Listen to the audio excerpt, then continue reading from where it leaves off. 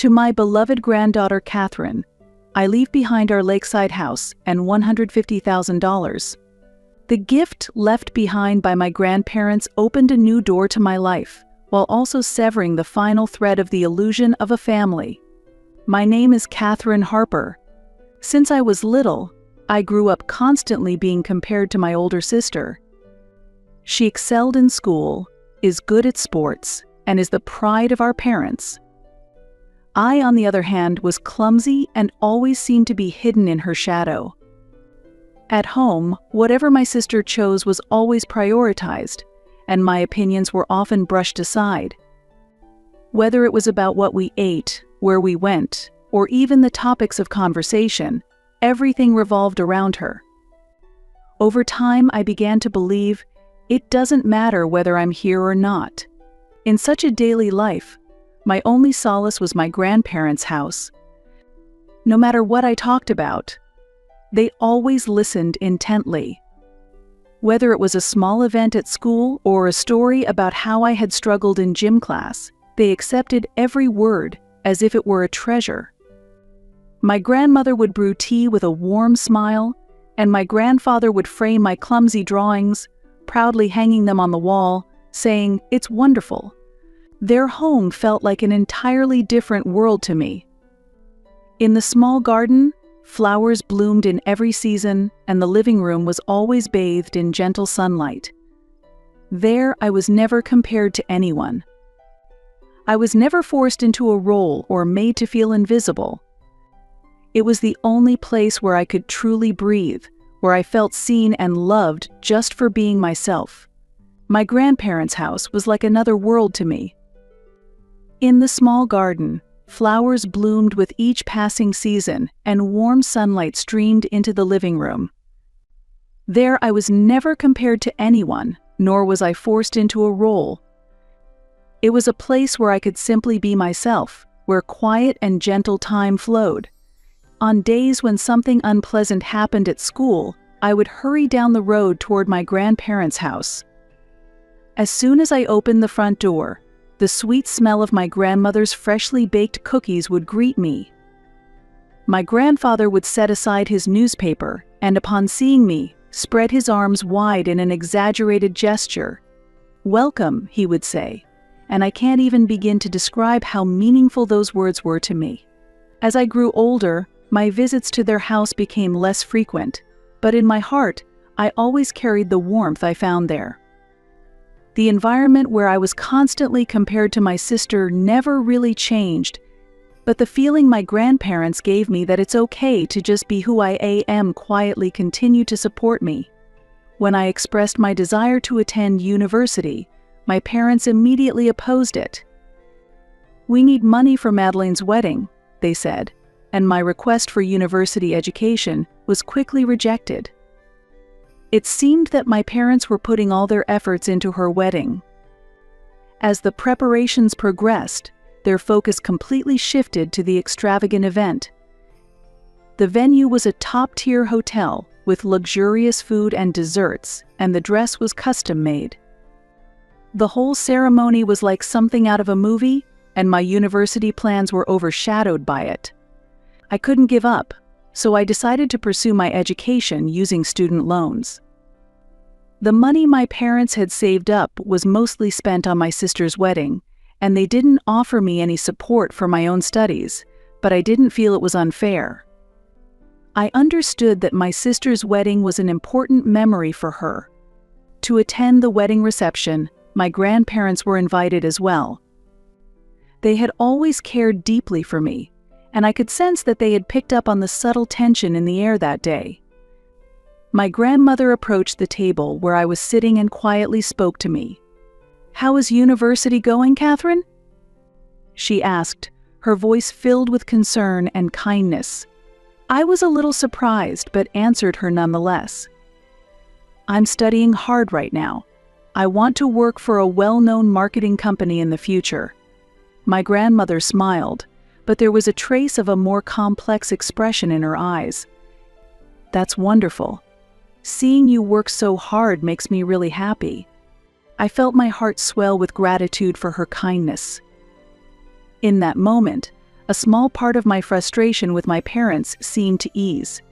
My grandfather, who had been listening to our conversation, added, "If you ever find yourself in a tough spot, don't hesitate to ask. We'll always be here to support you. You just focus on being happy," he said warmly. "We'll help you to achieve whatever you want to accomplish." I still clearly remember how reassuring those words were. The contrast between the opulence of the wedding and my grandparents' warm words left me feeling conflicted, but deep down, I made a firm decision. Even though my sister had been favored in many ways, I would carve my own path. No matter how difficult it might be, or how little the understanding I might receive from those around me, I had resolved to trust in my own future and keep pushing forward. My grandparents' words became my greatest source of strength. No matter what path I chose, no matter how long it took, I was determined to keep moving forward to make my dreams come true. Everything changed in the summer, just before my 3rd year of college. "Catherine?" Grandma's voice sounded thin and fragile through the phone.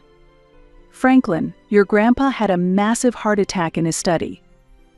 The doctors couldn't save him." Her words dissolved into barely controlled sobs. I have no memory of the frantic drive to the hospital, only the crushing weight of grief as I entered the room to find him already gone. Grandma sat beside him, holding his hand tightly. I gently placed my hand on my grandmother's shoulder and silently leaned against her. Her small frame trembled, and through her warmth, I could feel the depth of her sorrow. For a while, the two of us sat quietly, sharing the silence. To my grandmother, my grandfather had been a precious companion she had walked through life with. Losing him left a gaping hole in her heart. When I looked up at her, I saw the love shaped by all the years they had spent together and the sadness of no longer being able to reach him reflected in her eyes. I squeezed her hand tightly, silently vowing to support her in any way I could, no matter how small. However, a month after my grandfather's death, my grandmother too passed away, as if to follow him to heaven. It was so sudden that I couldn't accept the loss. They were irreplaceable to me, always there to support me.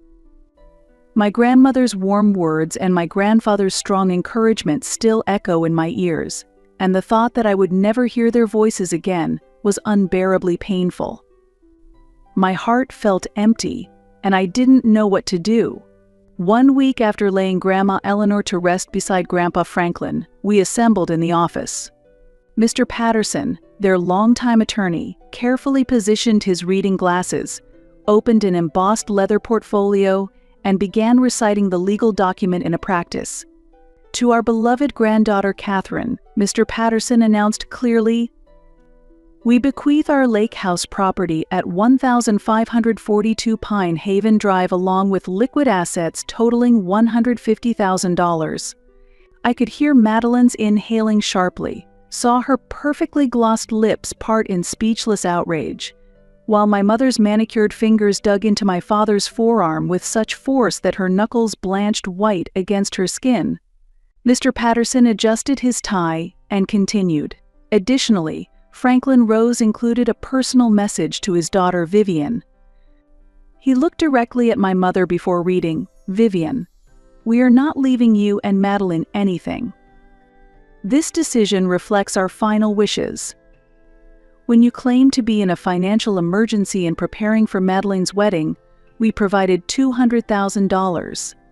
We respected your needs at that time. Therefore, we trust that you will respect our decision." At that moment, my mother stood up, her face flushed with anger. "There's no way I can accept this." Unable to contain her fury, she slammed her hand on the table. "We're family. It's completely unfair to treat only Catherine specially. Father and mother must have made some kind of mistake. I object. This needs to be reconsidered." Mr. Patterson quietly removed his glasses and let out a sigh. "Ms. Vivian, this is a formal will. The wishes of the deceased must be legally respected." My mother tried to argue further, but I simply sat there in silence. A storm of emotions raged inside me. but I had nothing to say. My grandparents' wishes were more important to me than anything else. When Mr. Patterson finished and gathered his documents, my parents rushed out discontentedly, but they were lying in wait for me in the parking lot. "Sweet Catherine," Mom said in a syrupy voice I had never heard before. I stopped, unable to hide the wariness in my eyes as I looked at her. "This isn't the best place to talk. Could you spare a little time?" She coaxed, with Dad and Madeline standing quietly behind her. After a moment's hesitation, I silently nodded. We entered a nearby cafe, and Mom wasted no time getting to the point. "Catherine, the lakeside house you inherited, it's a place full of memories for all of us, isn't it?" She spoke with a gentle smile, but there was a calculating gleam in her eyes. "And so?" She lifted her cup, took a small sip of coffee, and continued. "If you're willing to sell the house, I can introduce you to a good real estate agent. You could get a great price for it right now, and you'd have cash in hand. It's not a bad deal, don't you think?" I stayed silent. I had no intention of selling, but I held my tongue, curious to see where this was going. Without missing a beat, Dad jumped in. "Catherine, just maintaining a house costs a fortune. Property taxes, repairs, it's a heavy burden, especially for someone young like you." Madeline quickly added, "You're not planning to live all the way out there, are you? It would be smarter to sell it and use the money for yourself in a more convenient place." Her voice was gentle, but underneath, I caught a hint of urgency. The three of them were trying to persuade me with carefully chosen words, but their true intentions were all too obvious. They were dissatisfied that the inheritance from my grandparents hadn't been passed to them, and now they were trying to convince me to sell the house and turn it into cash. Mom reached across the table and touched my hand, whispering softly, "Catherine, we're family, right? Let's help each other out." I quietly withdrew my hand. A cold resolve began to grow in my heart. The house my grandparents had entrusted to me. It was the place where I first felt unconditional love, a precious repository of memories. There were things there that could not be measured by monetary value. I took a slow breath, then opened my mouth calmly. "I'm sorry, I don't intend to sell it." Mom's expression froze in an instant. Dad and Madeline were staring at me, speechless. I stood up and pushed my chair back. I want to cherish what Grandpa and Grandma left behind, along with that house. With that, I left the cafe. There was a strange warmth spreading in my chest. For the first time, I had been able to say no to my family with my own will, and I felt proud of myself. After that, I successfully graduated from university and got a job at the marketing company I had hoped for. At first, I was a bit confused by the unfamiliar tasks, but with the support of those around me, I gradually gained confidence. In my new workplace, I experienced the joy of seeing my ideas take shape every day, and I spent busy but fulfilling days. With the new job, I also started living on my own. It was a small apartment, but the space I had chosen and arranged myself gave me an irreplaceable sense of peace. After work, playing my favorite music and making coffee became the greatest reward for me. Since that day, I had almost no contact with my parents or sister. At first, there were a few awkward exchanges, but over time, I distanced myself, and before I knew it, months had passed without any communication. Though there were moments of loneliness, more than anything, the feeling that I was now truly walking my own life was what supported me. Living freely, choosing freely, without being bound by anyone. That daily life calmed my heart. One day, I suddenly received a phone call from my mother. "Catherine, would you join us for dinner this Friday?" Something in her tone sounded different. My instincts screamed it was a trap, but my curiosity overrode everything else. Pulling into the driveway of my childhood prison felt like entering a time warp where everything had deteriorated rapidly.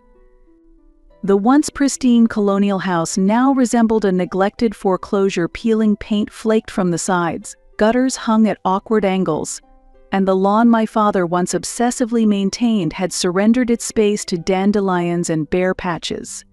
Inside, the house felt cramped but surprisingly tidy.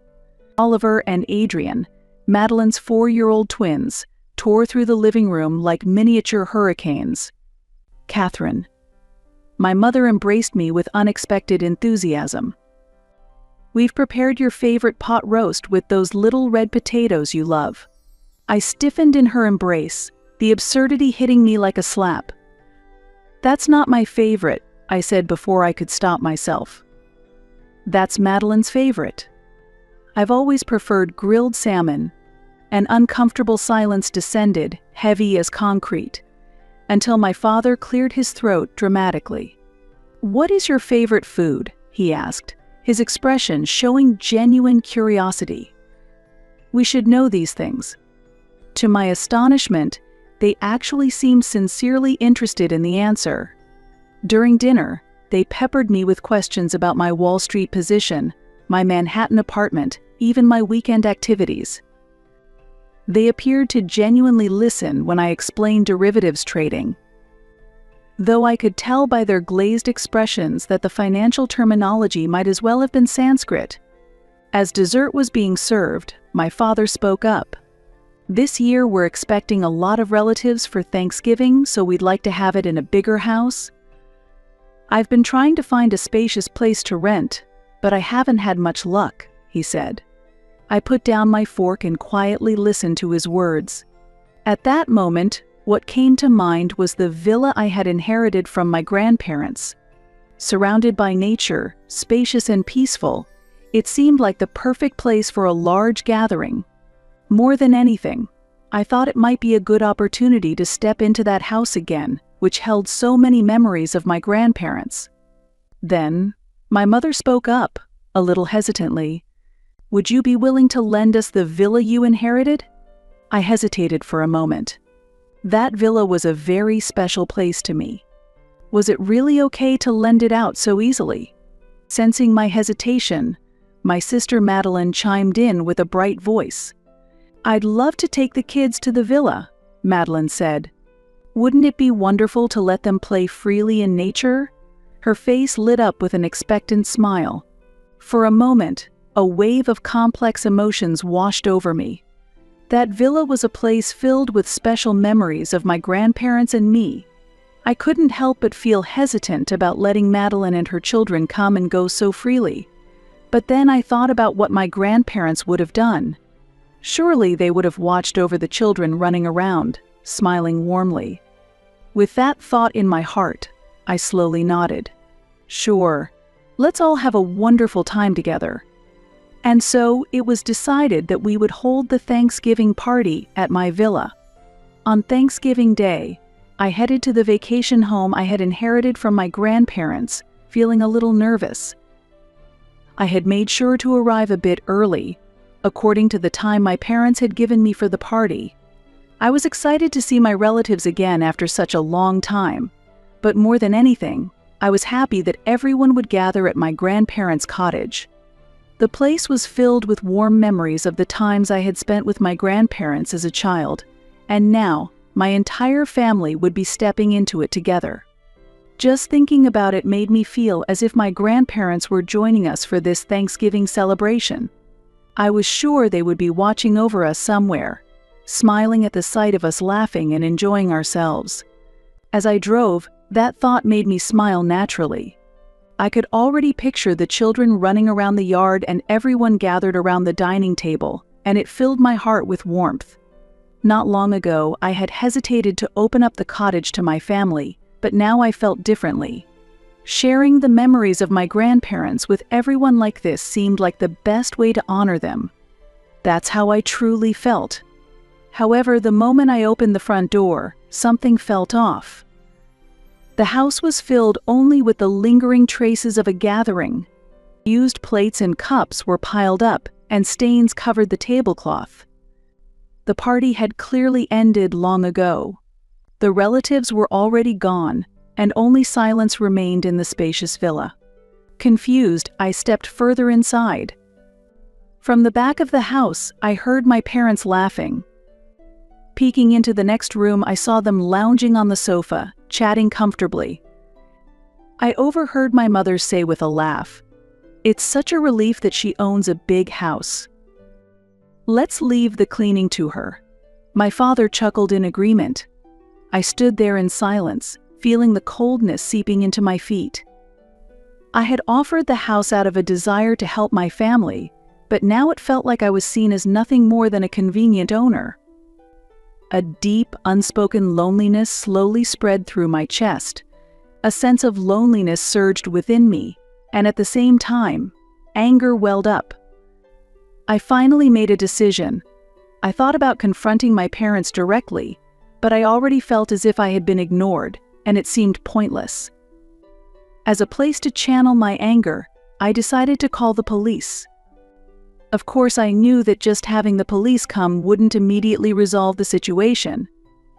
However, I strongly felt that I had to do something to protect my rights.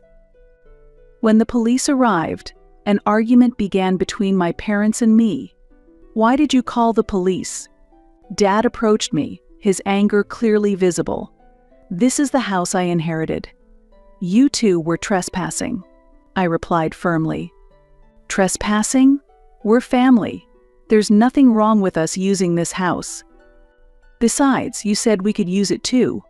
Mom spoke in a strong tone. "I didn't let you use it to be treated like this. I'm sick of you acting like family only when it's convenient. This place is very important to me," I shouted, tears welling up in my eyes, and then a police officer stepped in between us. "Please calm down. Since this is a family matter, we cannot treat it as a criminal case," the police officer said. At those words, I bit my lip. I felt as if no one was truly acknowledging my anger or sadness. Even after the police left, my parents showed no signs of remorse. "You're making such a fuss over nothing," my mother said, sounding exasperated. I made up my mind. "Fine. Then I'll sue you.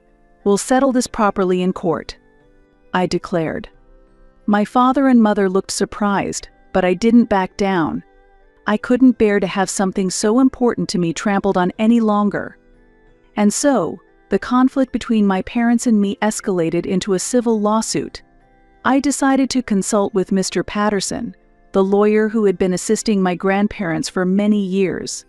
He was an experienced attorney who had managed my grandparents' assets, and to me, he was someone I could truly trust. Listening calmly and carefully, he quickly grasped the situation and said firmly, "Even though they are your parents, your ownership rights must be protected." Those words gave me a profound sense of relief. Preparing for the lawsuit was anything but easy. Gathering all the necessary documents, records of interactions with my parents, the deed to the villa, and the history of its usage was an overwhelming task. However, I did not back down. This was a battle to protect my own dignity and the place that meant so much to me. On the day of the trial, I testified in court with confidence. Without being swayed by emotions, I conveyed the facts calmly but firmly. My parents, though visibly shaken, continued to insist on their own righteousness until the very end. A few weeks later, the verdict was delivered. The court recognizes the plaintiff's claims and orders the defendants to cease use of the property and pay damages. At that moment, I quietly closed my eyes and took a deep breath. At last, my voice had been acknowledged under the law. After the verdict was announced, my parents and sister began sending frequent messages and phone calls apologizing. At first, they were short messages of apology, but gradually they turned into pleas asking, "Please, just meet with us once." I didn't respond to any of them. Even so, they didn't give up. One day, after finishing work and returning to my apartment, I found my mother standing in front of the door. She looked exhausted, holding a small paper bag in her hand. "Welcome home," she said awkwardly. I kept my hand on the doorknob and stared at her in silence. "Please just listen to me for a moment," she pleaded. I sighed and reluctantly decided to stay by the door and hear her out. We truly regret what we've done. Hurting you, the whole situation with the villa. Please forgive us. We're family, aren't we? I shook my head quietly. I can't forgive you. Ever since I was a child, I was always the one suffering in the family. I'm tired of only being treated as family when it's convenient for you. Tears welled up in my mother's eyes. However, I didn't change my expression. Your father's company went bankrupt. He's drowning in debt right now. Please, can you help us? She said in a soft voice. I took a deep breath, then said clearly, I can't. I don't consider you my family anymore. My mother stared at me for a moment in shock, then slowly lowered her head and quietly left. I closed the door and immediately contacted Mr. Patterson. So, she came directly, huh? He said calmly. In that case, we should apply for a restraining order. It's necessary to protect both your life and peace of mind. I nodded quietly. Please. Thus, I made the decision to once again seek the power of the law to protect my world. Even if they were my blood relatives, I had no choice but to keep my distance from those who harmed me. After the restraining order was issued, my parents received an official document from the court by mail. They were deeply shocked by the news and immediately told relatives and close friends about it, expressing their dissatisfaction and complaints about my actions. However, for me, there was no change in the fact that this decision was the best choice. I heard from relatives that after the rupture in my relationship with them, my parents' and sisters' lives gradually deteriorated. I heard from relatives that after his company went bankrupt, my father struggled to find re-employment and spent his days chasing after debt repayment. With his arrogant personality, his relationships with those around him worsened as his debts piled up, and he lost most of his friends. My mother, while worrying about my father's situation, became mentally exhausted, and the household became increasingly unstable day by day. My sister, desperately raising her twin children, had a strained relationship with her husband and was worn out from child rearing. Financially, things were extremely tough, and she worked tirelessly to cover the costs of the children's education and daily living expenses. My sister often relied on our parents, and now that she no longer has that support, she is in an even more difficult situation. I heard that my sister also tried to reach out to me, but as I kept my distance, her mental exhaustion grew larger, and the family bond continued to weaken. Both my parents and my sister were suffering from the consequences of their past actions. Despite regretting what they had done, none of them could find a way to improve the situation, and their lives continued to decline. The connection of family had become increasingly thin, and each of them was isolated, carrying an unmanageable sense of anxiety and regret, struggling through those days as best as they could. After the complete severance of my relationship with my parents and sister, I focused entirely on my work. With every successful project, I felt my growth and gradually regained my confidence. After work, I spent quiet time in a cafe in the city, which allowed me to calm my mind. Meeting new friends and spending time with them also became a new source of support for me. On weekends, I visited the villa my grandparents had left behind. Located in a quiet mountain area, this house was a place where my grandparents had showered me with love, and it was filled with warm memories of them. As I recalled their smiles and the kindness with which they had cherished me, I felt enveloped by my grandparents' love. In that moment, I felt the wounds of my past begin to heal. Occasionally, I would reflect on the past, but each time, I forgave myself in my heart and grew stronger. I am no longer bound by the connections to my past family. I had decided to look forward and live my own life. And one day, it suddenly dawned on me. What I truly wanted to cherish was not family or past memories, but my own happiness and the future I would build.